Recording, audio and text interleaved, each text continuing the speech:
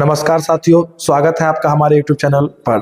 साथियों, जैसा कि आपको पता है कि हम प्रतिदिन टॉप 20 प्रश्न आपके लिए लेकर आते हैं जो कि भारत में होने वाली सभी एक दिवसीय प्रतियोगी परीक्षाओं के लिए उपयोगी है। तो आइए शुरू करते हैं। चाहे वो परीक्षा एसएससी का हो, रेलवे का हो, टीचिंग जॉब्स हो, स्टेट लेवल एग्जाम हो, बीएसएससी, पुलिस, दरोगा, यहाँ तक कि बीपीएससी के पीढ़ी तक, या आप कहें तो भारत में होने वाली सभी एक दिवसीय परीक्षाओं के लिए हमारा यह सेशन उपयोगी साबित होगा। आइए शुरू करते हैं आज का पहला प्रश्न। पहला प्रश्न है आपका, भारत का प्राचीनतम ग्रंथ कौन है? तो देखिए, भारत का प्राचीनतम ग्रंथ कौन है? तो भारत का प्राचीनतम ग्रंथ है आपका वेद। वेद वेद इसकी संख्या कितनी है? 4 है। कौन कौन है? तो ऋग्वेद,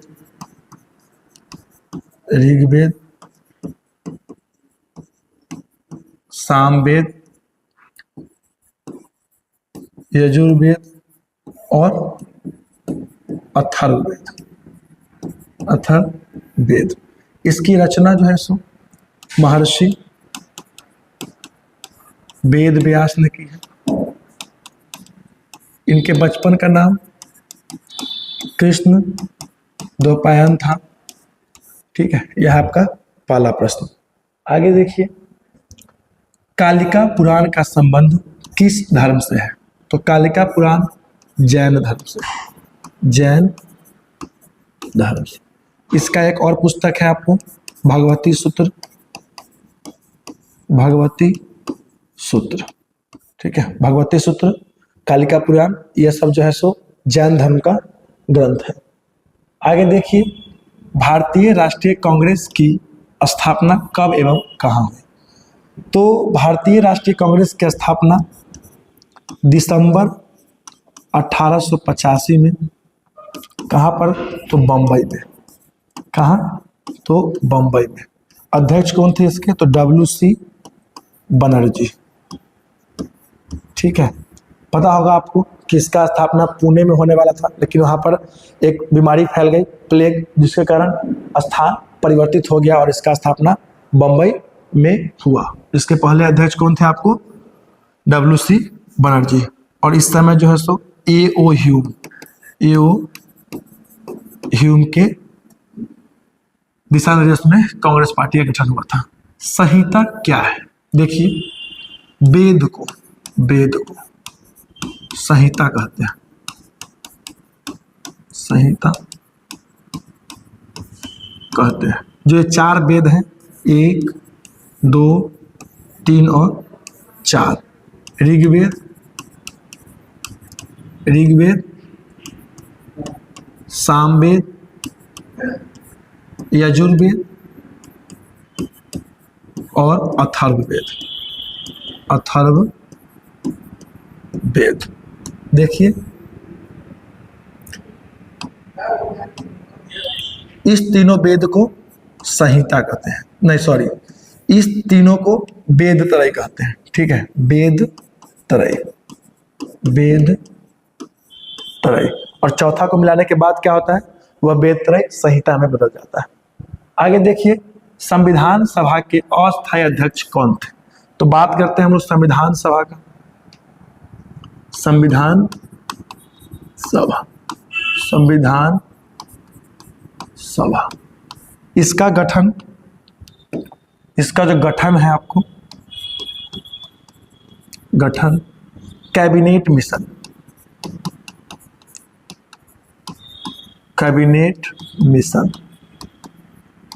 1946 के तहत हुआ। ठीक है, इसको इधर ले आएंगे। इसका पहला बैठक जो हुआ आपको 9 दिसंबर, दूसरा 11 दिसंबर और तीसरा 13 दिसंबर। ठीक है, तो पहले में जो आपके अध्यक्ष बने डॉक्टर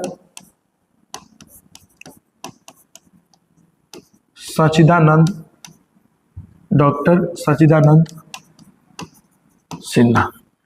उसके बाद डॉक्टर राजेंद्र प्रसाद, देश रत्न है डॉक्टर राजेंद्र प्रसाद। ठीक है, तो ये लगातार रहेंगे इसके बाद। ठीक है, तो ये जो थे आपके अस्थायी थे। कैसे थे? अस्थायी। तो कौन होगा आपका इसका उत्तर? संविधान सभा के अस्थायी अध्यक्ष कौन थे? तो आपके थे डॉक्टर सच्चिदानंद सिन्हा। ठीक है, और परमानेंट कोई पूछे तो क्या बताएंगे आप उसको? राजेंद्र डॉक्टर राजेंद्र प्रसाद। ठीक है, ये अपने बिहार के थे। इसके बाद देखिए आप कि राज्य के नीति निर्देशक तत्व डीपीएसपी का बात चल रहा है। डीपीएसपी किस देश के संविधान से लिया गया है? लिया गया है तो पता है आपको, आयरलैंड के संविधान से लिया गया है। आयरलैंड के संविधान से। ये भारतीय संविधान के भाग 4 में वर्णित है। उसके बाद यह अनुच्छेद 36 से 51 तक है। ठीक है, राज्य के नीति निर्देशक तत्व आयरलैंड के संविधान से लिया गया है। यह भाग 4 में वर्णित है और यह अनुच्छेद 36 से 51 तक है। जनसंख्या के दृष्टिकोण से विश्व में भारत का कौन सा स्थान है? देखिए, पहला स्थान है आपको चीन का और दूसरा स्थान है आपको भारत का। ठीक है, चीन जिसकी राजधानी है आपको बीजिंग। ठीक, पैसा है युआन। ठीक, इसका नई दिल्ली और रुपया। तो कौन सा स्थान है इसका? तो सेकेंड स्थान है। ठीक है, जनसंख्या में हम लोग का कितना स्थान है? 2 नंबर का। लगभग 17.5%, लगभग 17.5% 2011 के जनगणना के हिसाब से। भारत एक प्रायद्वीपीय देश है। क्यों? देखिए, प्रायद्वीपीय का क्या मतलब है? 3 तरफ से पानी से घिरा, 3 तरफ से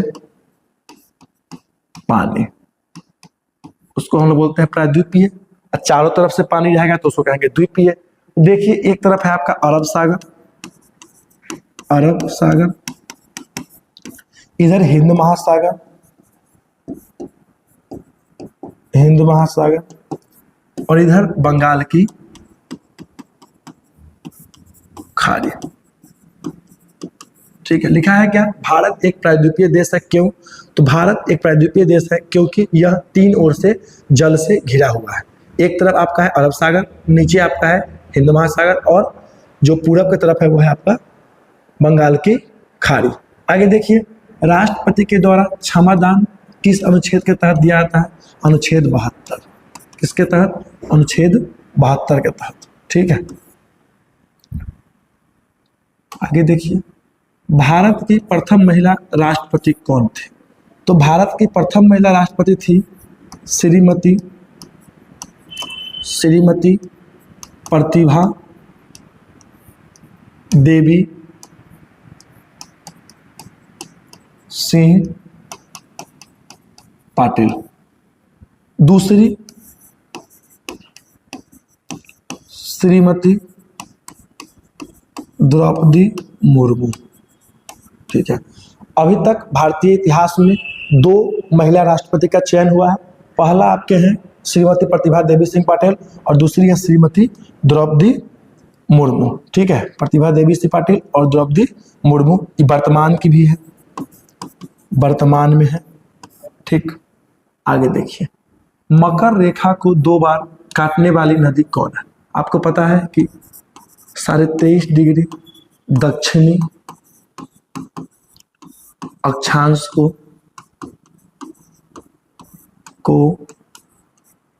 मकर रेखा कहते हैं। कौन रेखा कहते हैं?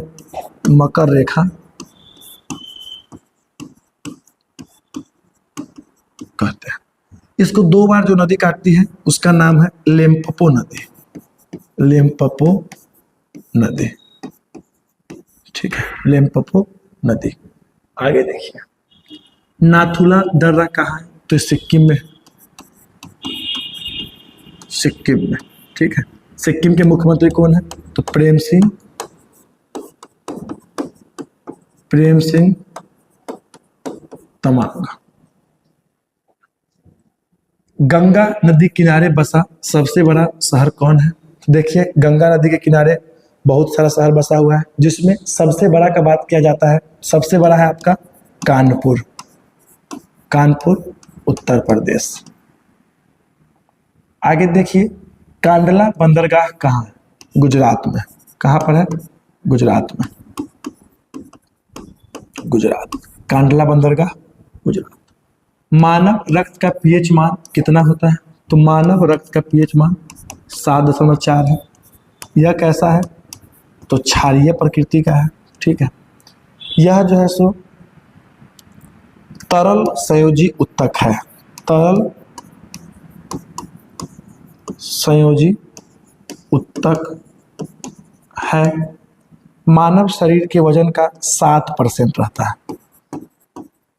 ठीक है, जितना भी मानव शरीर का वजन है उसका 7% आपके अंदर क्या होगा?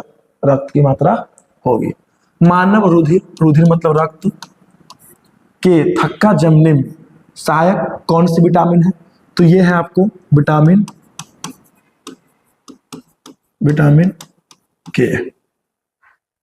आगे देखिए विश्व स्वास्थ्य संगठन की स्थापना कब हुई? तो विश्व स्वास्थ्य संगठन का स्थापना के बारे में बात करते हैं तो यह भारत के आजादी के अगले वर्ष अर्थात 1948 में, 7 अप्रैल 1948।